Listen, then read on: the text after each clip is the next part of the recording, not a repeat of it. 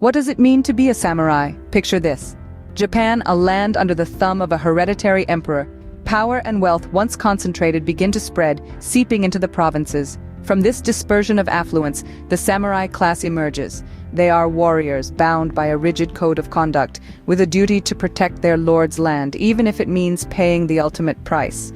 As the samurai rise, the emperor's influence wanes. This shift in power is not without consequence. It paves the way for a new ruler, a military dictator known as the Shōgun. The samurai, with their unyielding loyalty and martial prowess, become the backbone of this new order. Their rise, however, is a double-edged sword.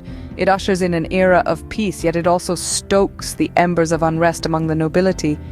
The rise of the samurai set the stage for a new era of rule, the era of the Shōgun. With the rise of the samurai came the reign of the Shōgun, an era that saw the establishment of military rule over the nation.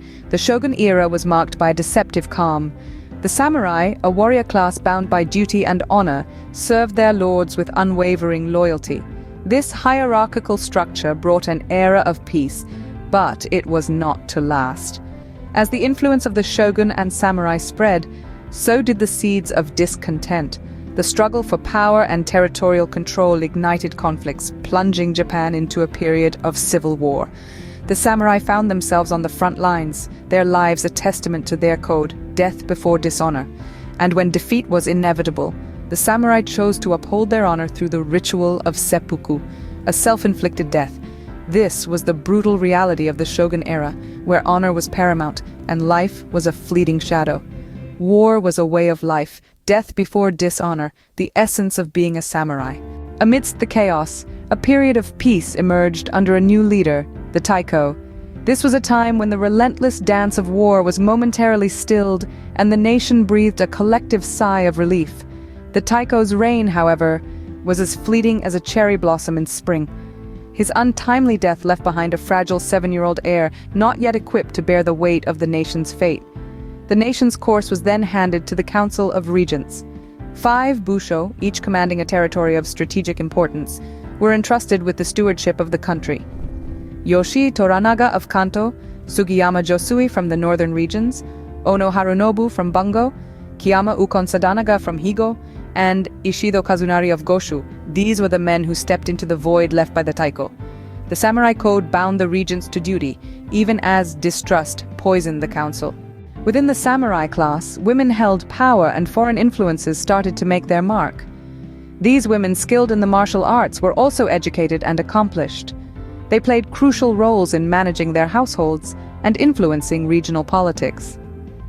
Women like Lady Mariko, a trusted advisor, were not just bystanders but active players in the unfolding drama of power and control.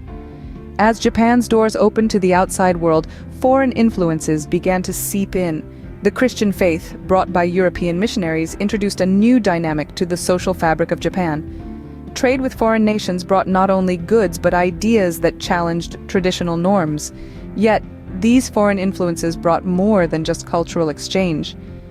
They deepened the divides within the country as busho or military commanders navigated these new waters with their own agendas for power. The push and pull of domestic and foreign forces created an intricate tapestry of conflict and cooperation. Foreign agendas further deepened the divides within the country, where each busho had an unspoken agenda for greater power. Japan stood on the precipice of war. An unexpected twist of fate brought John Blackthorne, a privateer from the west, to these foreign shores. His ship was wrecked, and his destiny was irrevocably altered. Yoshi Toranaga, ruler of the Kanto region, saw an opportunity in this stranger. He appointed Lady Mariko, a woman of great intellect and warrior prowess, as Blackthorne's interpreter and teacher. The Council of Regents, bound by the samurai code, continued to be plagued by mistrust.